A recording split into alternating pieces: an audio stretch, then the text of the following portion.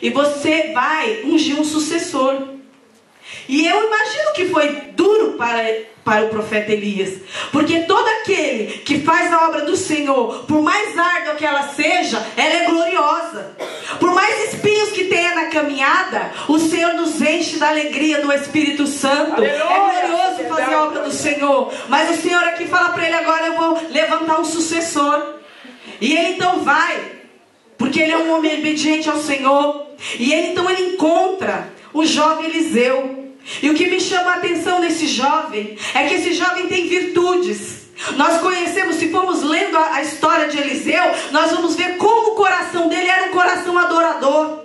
Nós vemos que ele, quando o profeta vai caminho do deserto, ele encontra Eliseu. E Eliseu está com a 12ª de bois.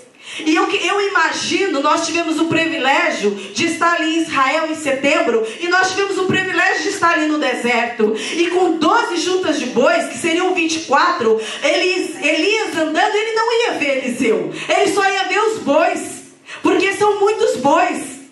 E assim muitas vezes nós não somos vistos também pelo homem, mas o Senhor que tudo vê, os olhos dele que estão parando como fogo sobre toda a terra, ele te vê e ele sabe se você não é um adorador. Porque ali, quando Eliseu ele estava trabalhando, ele estava arando a terra com aqueles bois adiante dele, eu entendo que ele era aquilo que a palavra de Deus diz, que o Senhor procura aqueles que o adoram em espírito e em verdade. Aleluia. E eu acredito que Deus, quando ele separou aquele jovem, é porque o Senhor estava vendo o coração dele. Porque o Senhor, ele não erra o propósito. O Senhor falou: vai ungir ele. E se nós pensarmos com a mente humana, nós vamos imaginar que o sucessor de Elias deveria ser um dos alunos dele. Porque a palavra de Deus nos diz que havia uma escola de profetas. E Elias dava aula para esses jovens. Mas Deus escolheu um que nem estava na escola. E nós vemos aí a maravilha de Deus. Porque Deus, ele não divide a glória dele com ninguém. Aleluia. Eu quero dizer para você e para mim, que se nós meditarmos na palavra do Senhor, e se nós tomarmos esses homens como exemplo para nossas vidas, nós também vamos triunfar na obra do Senhor, no ministério. Aleluia. Porque nós vemos aqui que esse jovem, quando ele estava arando os bois, arando a terra, ele não sabia a grande obra que o Senhor ia colocar na mão dele.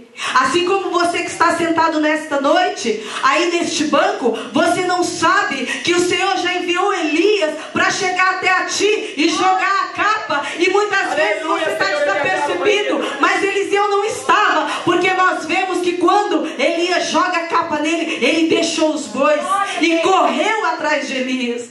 Aqui nós vemos que ele estava trabalhando, nós vemos aqui a prioridade. Nós vemos um jovem que ele estava ali trabalhando, mas ele já conhecia Elias, porque Elias era um profeta conhecido em todo Israel.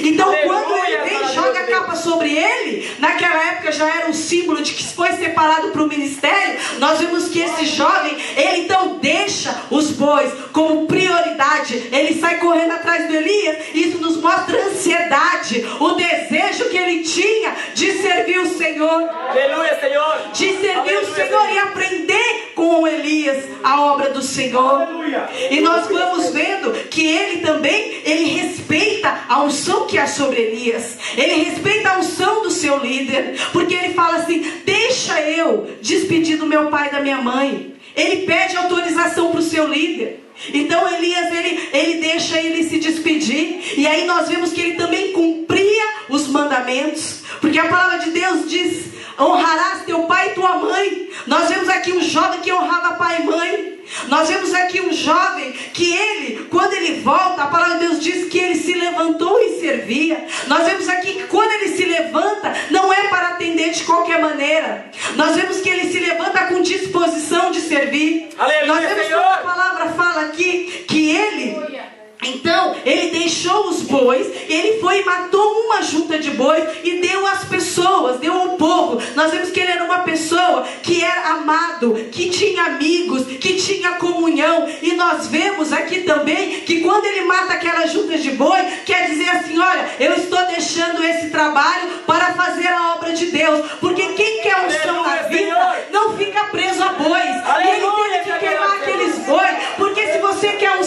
tua vida, se você quer poder de Deus na tua vida, você tem que deixar o boi do pecado, você tem que deixar o boi da fornicação, você tem que deixar o boi do vício.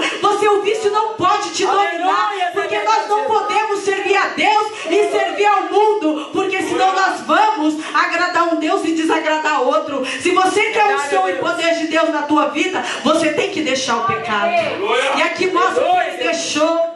Ele queimou o boi, porque ele não queria ficar preso. Ele queria estar livre para fazer a obra do Senhor. E nós vemos aqui que ele servia o seu Senhor. Que coisa tremenda. A palavra de Deus diz que Elias era conhecido, Eliseu era conhecido como aquele que deitava água sobre a mão de Elias, mostrando aqui que ele estava sempre pronto, sempre perto do seu mestre, sempre servindo ao seu mestre. E o mais interessante é que quando Elias então segue a Eliseu, nós vemos que Eliseu fala assim um pouquinho adiante. Ele fala assim, olha, no capítulo 2 já ele fala assim, olha, você está comigo um tempo. A palavra de Deus não mostra, não nos diz o tempo, nem a distância, mas mostra alguns lugares que Elias foi. E como o Senhor já tinha falado para Elias que ia levá-lo, então eu entendo que o Senhor tinha mandado Elias para se despedir dos alunos, para dar as últimas instruções para eles, para prepará-los, porque agora o professor ia ser tirado. Então Elias fala para Eliseu, olha, você fica aqui em Gilgal, porque o Senhor me mandou a Betel. E ele fala assim, não, tão certo como vive o Senhor e vive a tua alma, eu não te deixarei. Eu vou com você para Betel. Aleluia, Jesus. E depois mais adiante nós vemos que ele fala assim, olha, então você fica aqui em Betel, porque o Senhor me mandou ir a Jericó. Ele fala, não, tão certo como vive o Senhor e vive a tua alma, eu não te deixarei. E foram junto para Jericó. E depois nós vemos ele falando, olha, fica aqui, que o Senhor me mandou a Jordão. Essas 4 cidades, elas têm de distância de uma para outra, mais ou menos de 45 quilômetros a 30 quilômetros. Aí eu imagino naquela época, no calor, eles andando a pé ou a jumento. Nós vemos aqui o esforço de Eliseu, porque ele podia falar, mas o meu mestre mandou ficar aqui, eu vou ficar, eu estou obedecendo. Mas ele queria mais. Ele falou, não, se o Senhor te mandou para lá, eu quero ir para lá contigo. Eu quero continuar aprendendo. Eu quero crescer na graça e no conhecimento de Deus. Aleluia, Senhor. E nós vemos aqui que quando ele para em Gilgal, existem ali as escolas de profeta nessas 4 cidades. Como eu falei, eu creio que Elias estava passando por as cidades para se despedir e preparar o povo, porque ele ia ser retirado. E nós vemos que a escola de profetas era uma escola onde tinha homens preparados. Homens como nós temos hoje. Escolas, seminários. Homens preparados no Torá, na lei, na Tanakh, no livro de Deus. Que estavam preparados em aramaico, hebraico, grego. Tantos estudos. Eles estavam preparados na letra. E Deus confunde todo homem quando Ele quer fazer a obra dele. Eu não sou contra a escola, muito menos contra o conhecimento, porque o próprio Jesus, Ele diz que o povo dele perece porque falta entendimento. Nós temos que buscar a letra, mas nós temos que buscar a letra e o poder de Deus nas nossas vidas. Aleluia, é verdade. E Eliseu, ele entendia esse mistério. Enquanto os profetas, eles estavam ali estudando a letra, o profeta Eliseu, ele estava com um homem de fogo. Ele estava ali com um crente labareda. Porque aquele que quer ser um crente labareda, ele tem que andar com um que tem uma unção mais dobrada. Porque aí a unção vai passando. Mas se nós ficamos com um murmurador, daqui a pouco a gente está murmurando também. Mas quando a gente fica com um crente que ora, que jejua, que busca o Senhor, a gente vai crescendo em graça e em conhecimento. Porque aquela pessoa tem sempre uma palavra de vitória para lançar sobre as nossas vidas. E isso vai nos acrescentando fé. Aleluia, isso é verdade. Então, nós vemos aqui que Gilgal, quando eles estão em Gilgal, a palavra do Senhor nos mostra que essa cidade, até hoje, o nome dela é Gilgal. Essa cidade, quando Josué chega com os homens que passaram 40 anos pelo deserto, lá em Josué 5:9, está falando dessa palavra. O Senhor fala assim: olha, Josué, agora você vai circuncidar os homens, porque eles estavam, durante o período do deserto, eles não foram circuncidados. E ali então, Josué tem que fazer facas de pedra. E nós imaginamos, homens adultos, foi uma coisa muito dolorida para eles fazerem aquele pacto de sangue ali com Deus, porque eles iam entrar na terra terra prometida. E eles não podiam entrar sem antes fazer um pacto de sangue, sem antes ser reconhecidos como os filhos de Abraão. E ali eles fazem, e isso é dolorido. E aqui nos mostra quando nós aceitamos Jesus Cristo, quando nós chegamos na presença do Senhor, levantamos a nossa mão e aceitamos o pacto de sangue, o sangue que nos comprou, o sangue que nos lavou de todo o pecado, e nós deixamos o Egito para trás, e através desse sangue nós entramos na presença do Senhor, não mais como criaturas, mas como filhos de Deus. É maravilhoso. Só que o que acontece muitas vezes? Nós sabemos que quando os filhos de Israel eles saem do Egito para entrar na Canaã, foi um poder sobrenatural da mão de Deus que tirou e arrancou eles da mão de Faraó. E assim também nas nossas vidas, quando éramos outrora do mundo, precisou um poder sobrenatural do Espírito Santo para nos tirar do Egito, porque antes estávamos mortos nos nossos pecados e lascívias. Verdade, Jesus. Mas o que acontece? Muitas vezes nós nos acomodamos em Gilgal. Eu já estou salvo, já recebi Jesus. Eu acho que muita gente já ouviu isso. Tem gente que fala, Jesus só quer o coração, o meu coração é de Jesus, então tá bom, vou ficar por aqui.